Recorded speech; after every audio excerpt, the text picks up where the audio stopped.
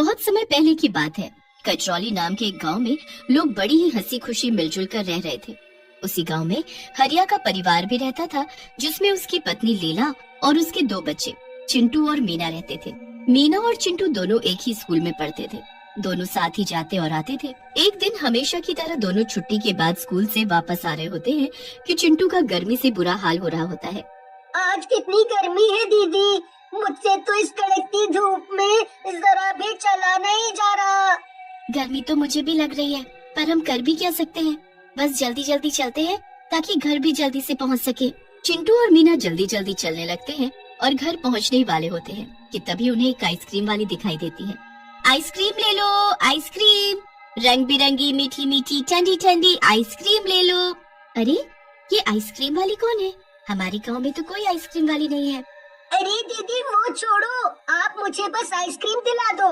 अरे पर मेरे पास पैसे नहीं है, तो मैं तुम्हें कैसे आइसक्रीम दिला दूं? नहीं नहीं, मुझे भी आइसक्रीम चाहिए। मुझे नहीं पता, मुझे आइसक्रीम खानी है। अरे बेटा क्या हुआ, क्यों रो रहे हो? मुझे आइसक्रीम खानी है, पर दीदी है कि मुझे आइसक्रीम दिला ही नहीं रही। अरे आंटी मेरे पास पैसे ही नहीं है, ये है कि समझने को तैयार ही नहीं है। अरे बेटा तो क्या हुआ, तुम मेरे बच्चे जैसे ही तो हो। आओ और आइसक्रीम खा लो, मुझे पैसे नहीं चाहिए। इतना सुनते ही चिंटू खुशी से आइसक्रीम वाली के पास भागता है और रंग बिरंगी आइसक्रीम देखने लगता है। चिंटू माँ बहुत गुस्सा करेगी, मैं बता रही हूँ। ऐसे कभी किसी से बिना पैसे के कुछ नहीं लेना चाहिए। चिंटू अपनी बहन मीना की एक बात नहीं सुनता और लाल रंग की आइसक्रीम हाथ में लेकर उसे खाना शुरू कर देता है। चिंटू ने ऐसी स्वादिष्ट आइसक्रीम कभी खाई ही नहीं होती। वो आइसक्रीम खाने में इतना मगन हो जाता है कि बाकी सब भूल जाता है। मीना उसे बहुत मना करती है, पर वो उसकी एक नहीं सुनता। आइसक्रीम खाने के बाद दोनों बच्चे घर आ जाते हैं।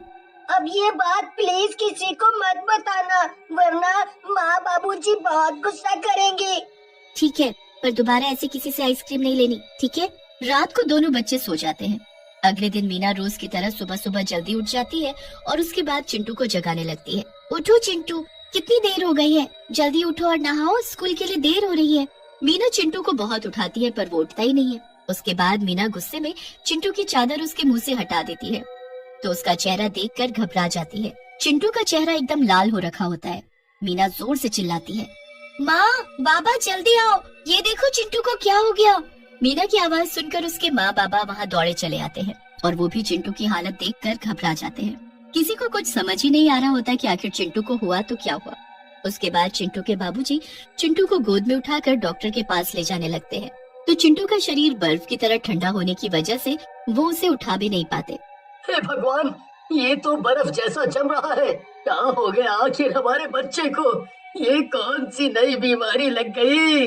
वो लोग जैसे तैसे चिंटू को डॉक्टर के पास लेकर पहुँचते हैं, तो डॉक्टर को भी समझ नहीं आता कि आखिर चिंटू को कौन सी बीमारी हुई है। शरीर का इस तरह लाल पड़ जाना और इतना ठंडा हो जाना मुझे तो समझ नहीं आ रहा। ये कौन सी बीमारी है?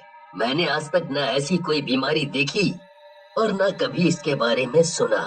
चिंटू के माँ बाबा चिंटू को घर ले आते हैं और उसकी घर में ही देखभाल करने लगते हैं। 2-4 दिन ऐसे ही निकल जाते हैं।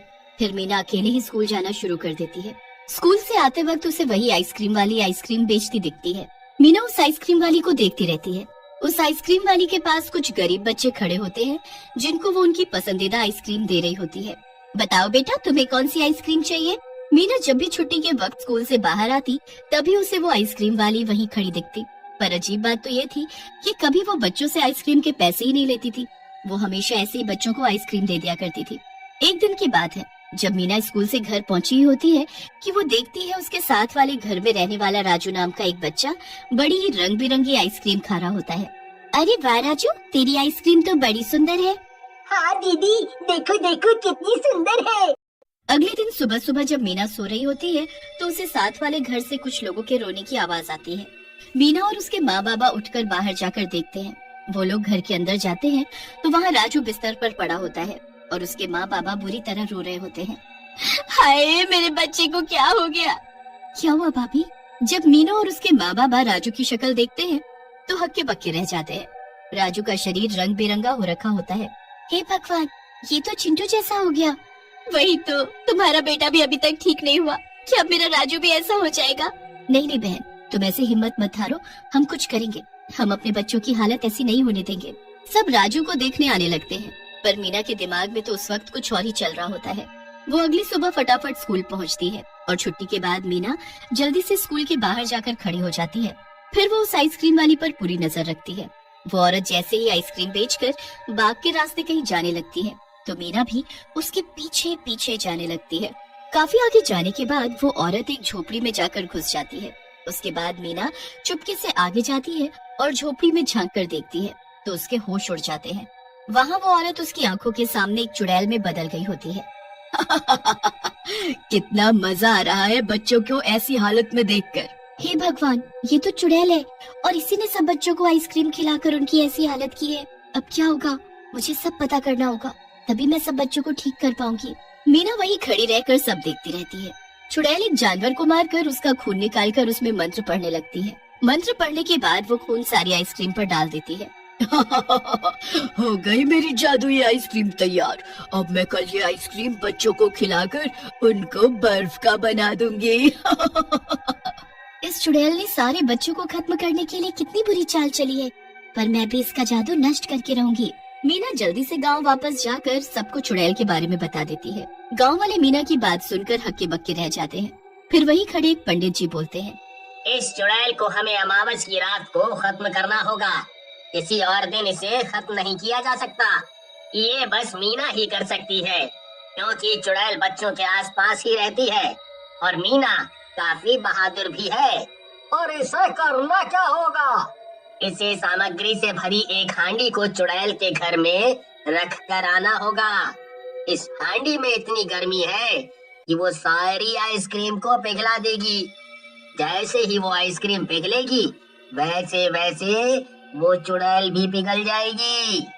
बस फिर सब अमावस की रात का इंतजार करने लगते हैं। जैसे ही वो रात आती है, मीना आधी रात में वो हांडी लेकर उस चुड़ैल के घर में जाती है। मीना उस हांडी को चुड़ैल के घर में रख तो देती है, पर जैसे ही वो घर से बाहर जाने लगती है, चुड़ैल उसके सामने टकरा जाती है। मीना चुड़ैल को देखकर बहुत ज्यादा घबरा जाती है। तू यहाँ क्या कर रही है? तुझे मेरे घर का कैसे पता लगा? मैंने कुछ नहीं किया, मुझे जाने दो, मुझे जाने दो। ऐसे कैसे जाने दो? मुझे तो लग रहा है तू ही है जिसने मेरी आइसक्रीम पर कुछ ऐसा किया है कि उसका जादू काम ही नहीं करता। नहीं, मैंने कुछ नहीं किया, मुझे जाने दो। चुड़ैल मीना के बाल पकड़ती है और उसे घसीटते हुए घर के अंदर ले जाती है। मीना बुरी तरह चीखने चिल्लाने लगती है, पर चुड़ैल को कोई फर्क नहीं पड़ता। आज मैं तेरे ही खून पर जादू करके उसे इन सभी आइसक्रीम पर डालूंगी। चुड़ैल मीना को एक कोडे में बांध देती है। उसके बाद जैसे ही चाकू एकदम पैना हो जाता है, वो खिड़की से आसमान में चांद की तरफ देखकर मुस्कुराती है। आ गया सही वक्त। अब मेरी जादुई आइसक्रीम फिर से अपना कमाल दिखाएगी। बस उस पर एक बार इंसानी खून चढ़ जाए। चुड़ैल हंसती है और चाकू उठाकर मीना की तरफ बढ़ने लगती है। वो जैसे मीना की गर्दन पर वार करती है कि चाकू के साथ उसका हाथ पिघलकर नीचे गिर जाता है। ये क्या हुआ? मेरा हाथ क्या किया है तूने लड़की? जल्दी बता मुझे। चुड़ैल दूसरे हाथ से चाकू उठाती है, पर जैसे ही वो चाकू को हाथ लगाती है कि दूसरा हाथ भी पिघल जाता है। चुड़ैल बुरी तरह चीखने लगती है और अपनी आंखों से खुद के शरीर को पिघलते हुए देखती है। वो बहुत कोशिश करती है, पर उस हांडी की गर्मी से उस चुड़ैल का शरीर पल भर में पिघल जाता है। मीना वहाँ से भागती है और गांव पहुँचती है, तो वहाँ अपने भाई के साथ सभी बच्चों को पहले जैसा ठीक देख खुशी से झूम उठती है। पूरा गांव मीना की बहादुरी की प्रशंसा करता है और फिर बच्चे कभी भी किसी अनजान आइसक्रीम वाली से फ्री की आइसक्रीम या कुछ और नहीं खाते।